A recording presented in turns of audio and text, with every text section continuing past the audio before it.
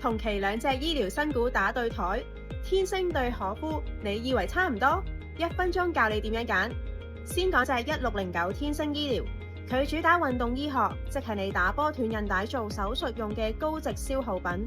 呢條賽道國產替代空間大，天星仲要係龍頭，毛利率極高，係典型嘅搏首日爆升高增長之選。另一隻1187可夫醫療就行親民路線，主打家用醫療器材，由血壓計去到我哋嘅童年回憶貝貝街都係佢哋旗下。可夫本身已經喺 A 股上市，今次嘅賣點係業績穩陣有知名度，買佢最主要係睇中長線嘅防守，同埋搏 AH 股嘅折讓水位。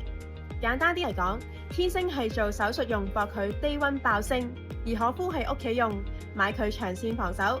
兩隻唔同玩法嚟㗎。想知道我 Anna 會點樣入飛？入飛嘅策略又係點樣？記得 download ACAT 應用程式加入我嘅 chat group，同我一齊交流投資心得啦！